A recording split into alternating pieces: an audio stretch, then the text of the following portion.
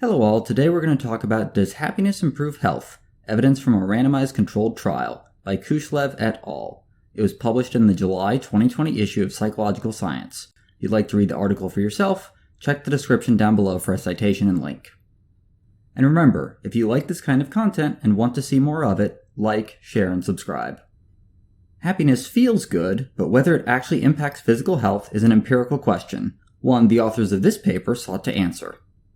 Now, there have been efforts to explore this question using correlational, longitudinal, and experimental study designs. However, no experiment to date has examined the long-term effects of a happiness intervention on a generally healthy population. Enter this study. The authors recruited 155 adults from their local communities. They were randomized to either receive an intervention to improve their happiness or a null control. In short, a null control is a condition in which the participants get nothing, and they serve as a zero line to which you compare the other conditions. For more on the types of control groups, see the link in the cards to a video I made on the subject. Here are the CONSORT flow diagrams for the two places in which the researchers recruited participants. This kind of information is becoming increasingly common as a requirement for publication, especially among more clinically oriented journals. They illustrate the attrition at each level of the study. I think they're a little overkill, but I'd rather have more information than I care about than not have information that I do care about, and they do serve as a way to show the peer reviewers that you weren't conducting shenanigans and tailoring your dataset to get significant results. For the treatment, the authors used a positive psychology intervention known as the Enduring Happiness and Continued Self-Enhancement. ENHANCE is an empirically supported 12-week, 10-module treatment. Each weekly module consists of an hour-long session with a therapist, a weekly writing assignment, and an active behavioral component to integrate and apply the principle in daily life. The treatment was broken into three sections: the core self, the experiential self, and the social self. The first targeted self-discovery and future planning, including activities centered on value affirmation, goal pursuit, and character strengths. The second dealt with the manner in which participants experience the external world and their feelings, including mindfulness, self-compassion, and savoring. And the third involved building and maintaining healthy social lives, including fostering positive interactions with strong and weak social ties, and engaging in pro-social behavior. Each week, participants in both conditions completed assessments. Those surveys included the scale of positive and negative experience, which is a measure of positive and negative affect, single-line measures of life satisfaction and meaning in life, and a single-line measure on subjective health taken from the Behavioral Risk Factor Surveillance System. I will say I'm not super happy about all these single-item measures, but because they reassessed each item weekly for such a long time, they could get away with fewer items per measure. In addition to the weekly assessments, participants completed a more intensive assessment before randomization into conditions, immediately after completing the intervention, and 3 months after completing the intervention. These included the full BRFSS, systolic and diastolic blood pressure, as well as weight.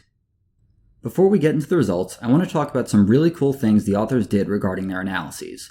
The first good thing they did is employ the Holm-Bonferoni step-down method to control their family-wise error rate. The fact of the matter is that the more tests you run, the greater the risk that at least one of your tests will result in a type 1 error or a false positive. Here we see a graph that shows how quickly your family-wise error rate can increase. If you use p equals 0.05 as your cutoff for significance, by the time you run just 14 tests, there's a 50% chance one of those tests was a false positive. Now, you may think that seems like a lot of tests, but I have a video upcoming on a paper that reports over 30 tests. Without any attempts to mediate the family-wise error rate, there's a really good chance that one of your test results is due to type 1 error. One way of accounting for this is to do a Bonferoni correction. You divide your cutoff point, usually p equals 0.05, by however many tests you plan to run. This is a simple way of keeping your family-wise error rate under control. However, the trade-off is a loss of power. Power is your ability to detect an effect assuming one exists. In comparison, the Holm-Bonferoni step-down method retains that same ability to keep your family-wise error rate low, but doesn't cost as much in terms of power loss. To use this method, you first conduct all of your tests, and then order their p-values from smallest to largest. Then you take the smallest p-value and compare it to your cutoff point, again, usually 0.05, divided by however many tests you ran. Then you compare the next smallest to the cutoff point divided by 1 less than the number of tests run. The third smallest to the cutoff point divided by 2 less than the number of tests run, and so on and so forth. Once you reach a non-significant test, you stop and all the remaining tests you ran are considered non-significant. I will also note that the authors did pre-register their hypotheses and conduct a power analysis, which are both good things and subjects for future videos. And now results. The authors did some pretty fancy multi-level modeling to account for the longitudinal nature of their data, so I'm going to simplify and just compare the experimental to the control condition. These 3 charts depict the manipulation checks the authors did, and in fact the intervention did do what it was designed to do. People in the experimental condition had greater positive affect, lesser negative affect, and increased life satisfaction. I should note that these error bars are standard deviations, which I don't like because they don't allow us to make estimates of significant differences. People in the experimental condition reported fewer sick days over the course of the treatment, though the effect was pretty small. People in the experimental group also reported fewer days feeling sick, fewer days in which they felt too poorly to engage in activities, and more days feeling healthy. Again, these effects were fairly small. There were no significant differences in the objective measures of health. So, thanks to this randomized controlled trial, we do have some evidence to suggest that happiness at least improves subjective well-being. That said, I am disappointed that this RCT did not include a placebo control.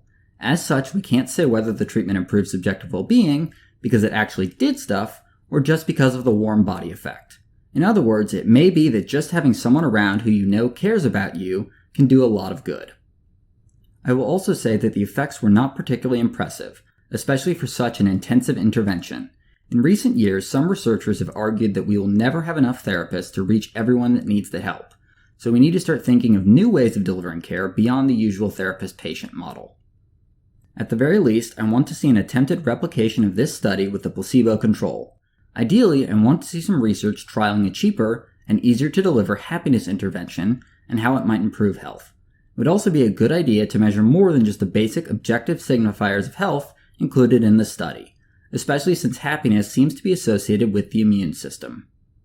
Well, that's all for today. Thanks for watching, and if you've got a paper you'd like me to dissect, or more thoughts on this one, let me know in the comments.